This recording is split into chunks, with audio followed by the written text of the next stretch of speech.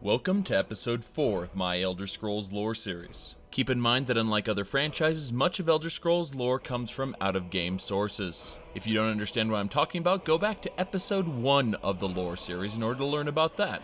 The usual disclaimer applies. This is my personal interpretation of the lore, and anything you hear here may vary wildly from what a lore master may tell you. But if you're okay with that, let's proceed to episode 5, The Ninth Divine. Last time we talked about the rise of men and the founding of the First Empire.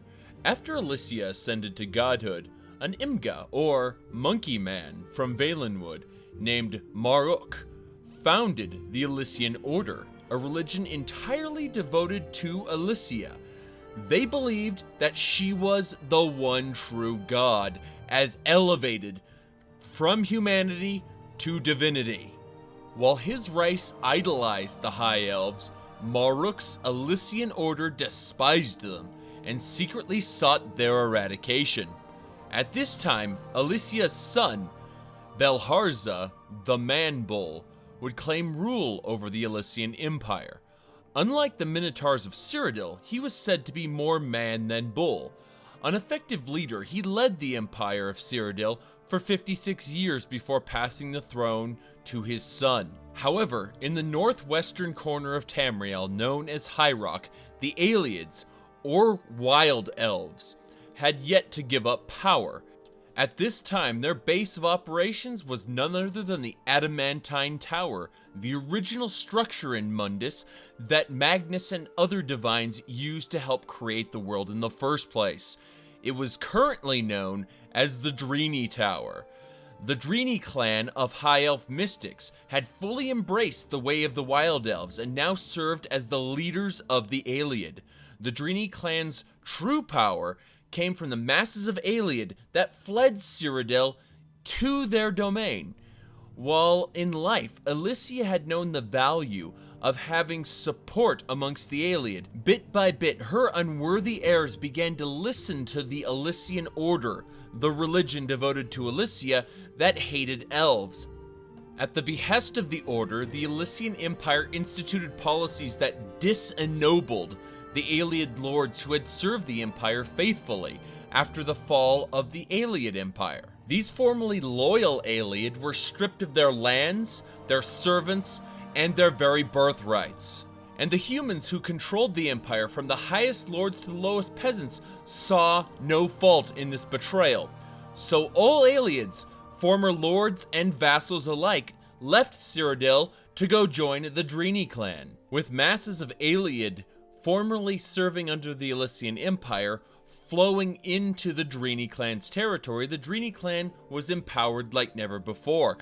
They eventually won parts of High Rock, Hammerfell, and even Skyrim. And while they never proclaimed themselves a new empire, they were larger than the Alessian Empire for their time. Only having the support of the higher-ranking members in the Alessian Empire, the Alessian Order begins to change its image in order to gain support among the peasant masses as well. While Alessia was still the chief deity of the Order, other divines such as Akatosh were accepted as lesser worships in the Order. But the idea that Auriel and Akatosh were the same god was soundly rejected by the Order, and the Order's first mandate is to remove all elven influences. And it is said that that led to assassinations and other shadowy actions that were carried out by agents of the Order. Shortly after gaining support of the peasantry, the Order drives the Alessian Empire to battle against the Direnni clan in an attempt to wipe out the elves once and for all.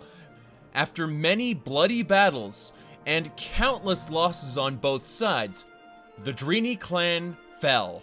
Not by the might of arms, but rather from changing political climates from within. In the final 2 generations of the Direnni clan's rule, Ayleid birth rates slowed to an abnormally low level. This was in proportion to the rise of Bretons born, that is, Manmer, the man-elf hybrids that had been interbred for so long. By the final generation of the Direnni clan, Bretons made up the majority population of High Rock. And in that final generation, opinions would sway, and the sheer number of Bretons would adopt the Alessian Order's way of thinking, and the kingdom fell from within. In its place would arise the various kingdoms of the Iliac Bay, its outlying regions claimed by Skyrim and Hammerfell. After this time, nearly 1,000 years of history after this point had been lost or otherwise muddled due to distortions in time.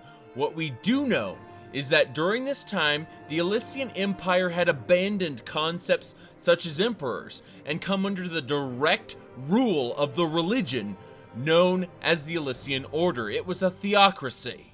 The Order, for all its power and influence, could not stop a massive plague from sweeping through the various provinces, killing over half of Tamriel's population.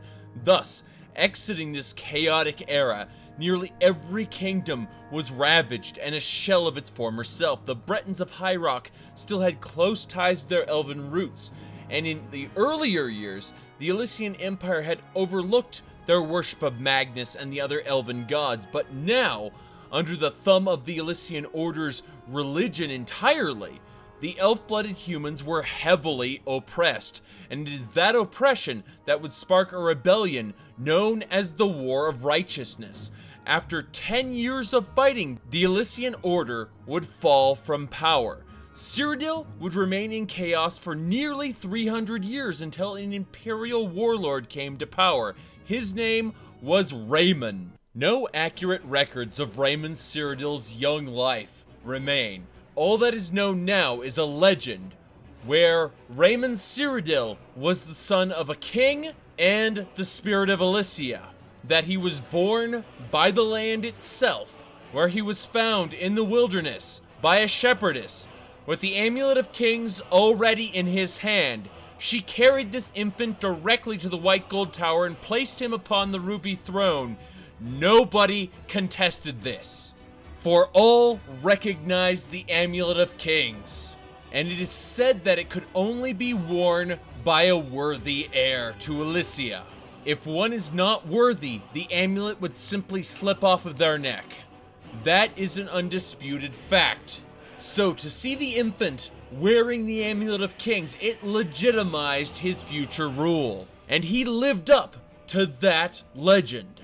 Now in the land of Akaviri, the Akaviri Dragon Guard, which was a mixture of humans and a minority of snake men, had just finished purging the land of dragons, and now pursued those dragons to Tamriel and began to purge all who stood in their way of complete eradication of the dragon race.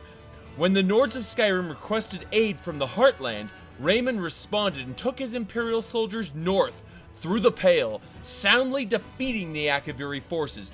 During this battle, the surviving Akaviri Dragon Guard surrendered to Reman, and they finally recognized this man was the one they were looking for all along. Reman Cyrodiil, the Cyrodiil. He was proclaimed Dragonborn.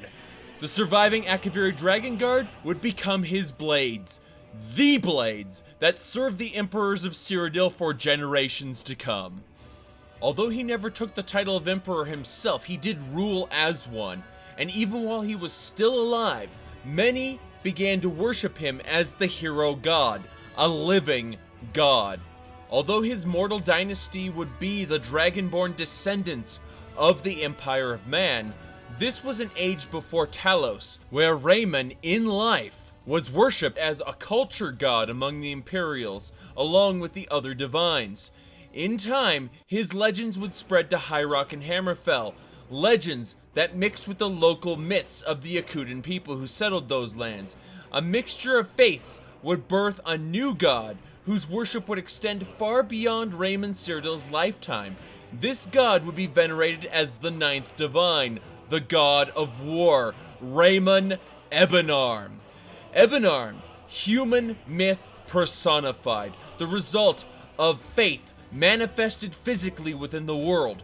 Ebonarm is the enemy of Old Daedra, with the exception of Sheogorath for reasons not known to mortals.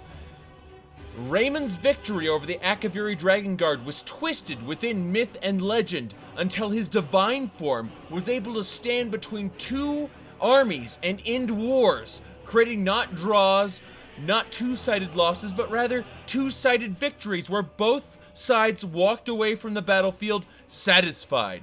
He would answer the prayers of warriors, giving them strength, and became the patron god of the Hammerfell Fighters Guild. Their guild halls became mosques to him, sacred sites where vampires and Daedra would be hurt merely by entering these places. Much as other divines do, so too does he send out lesser aspects of himself from time to time to test mortals and usher in historic events. Reman Ebonarm would remain the 9th divine until an event known as the Warp in the West, where his place in the Imperial Pantheon would be replaced by a new hero god, Tiber Septim, sometimes known as Talos, although Ebonarm was still worshipped by the Red Guard people of Hammerfell. Reman Cyrodiil lived a long life, and after his death, Emperor Kostov took over. Emperor Kostov was not only a harsh ruler, but he did not have a solidified right to rule, so he was unseated when Reman Cyrodiil II came of age. It was about at this time that the Akaviri Dragon Guard finished construction of Skyhaven Temple in Skyrim. This was an important rite of passage for the Akaviri Dragon Guard, and they placed upon the front of Skyhaven Temple the face of Reman Cyrodiil, the one true Dragonborn. Within Skyhaven Temple, they placed all of their lore that they wished not to forget, what they had brought with them from Akavir. It took several years for them to complete Alduin's Wall, which was the living memory of the Dragon Guard. Once Skyhaven Temple was finished, they sealed it up and proceeded back to Cyrodiil to become the Blades. With the birth of Reman Cyrodiil III, it became more and more apparent that not all members of the Dragonborn bloodline are created equal, and there are greater and lesser extents to the dragon blood within people. It took 20 years for Reman Cyrodiil III to succeed Reman Cyrodiil II, was fairly successful during his rule, and ruled for 57 years before the Morag Tong, that is the Dark Elf Assassins Guild, ended his life. That was the final event of the First Era, the Mythic Era. Moving into the Second Era, the Empire did not fall, because a very close advisor to Reman Cyrodiil III, Versidue, a Akaviri snake man, took the throne. Some history books would suggest that Versidue actually had a hand in Reman III's death, but this is actually very unlikely. He proved a far more effective ruler than his predecessor and began the systematic eradication of everyone opposing the Empire. The Empire was at its strongest with him in command.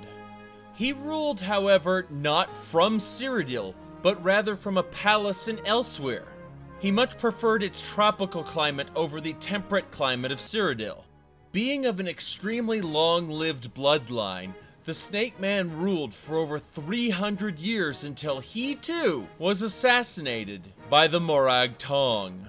His assassination had a huge backlash, and the Morag Tong was outlawed in all of Tamriel aside from Morrowind. The Dark Elf Assassins Guild would be legal nowhere else. The Empire would fall, and many would try to take its place. But through it all, worship of Reman Ebonarm would continue far into the future. And while the Imperial religion would forget him, the Yakutans, later known as Red Guards, would not. Far into the Third Era, he would remain their patron god of war. Some would argue that Alesia was the true 9th divine. However, the religions that worship Alesia worship her as the true god above all the other divines, barely recognizing them, whereas the religions that worship Ebonarm see him as the true 9th divine. But even with all of these empires, Tamriel was never truly united. For that, we would have to wait for the Septim Dynasty, and that is what I'll be covering next time. If you like this episode, go ahead and give it a like. And please do check out my social media links for more content. Next time, we'll be talking about how a Breton from High Rock managed to take credit for the deeds of a legendary Etmoran warrior, and by generally being an asshole, managed to conquer the world, renaming himself Tiber Septim. Until then, y'all have a good one.